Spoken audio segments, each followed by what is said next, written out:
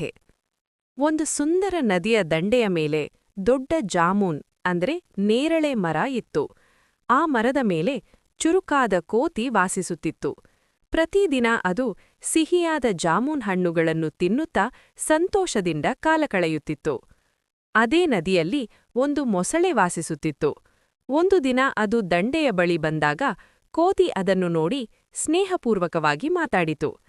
ನೀನು ನನ್ನ ಸ್ನೇಹಿತನಾಗುವಿಯಾ ಎಂದು ಕೇಳಿತು. ಮೊಸಳೆಯು ಸಂತೋಷದಿಂದ ಒಪ್ಪಿತು. ಆ ದಿನದಿಂದ ಕೋತಿ ಪ್ರತಿದಿನ ಸಿಹಿಯಾದ ಜಾಮೂನ್ ಹಣ್ಣುಗಳನ್ನು ಕಿತ್ತು ಮೊಸಳೆಗೆ ಕೊಡುತ್ತಿತ್ತು. ಅವರಿಬ್ಬರೂ ಒಳ್ಳೆಯ ಸ್ನೇಹಿತರಾದರು. ಮೊಸಳೆಯು ಆ ಹಣ್ಣುಗಳನ್ನು ತನ್ನ ಹೆಂಡತಿಗೆ ತೆಗೆದುಕೊಂಡು ಹೋಗುತ್ತಿತ್ತು.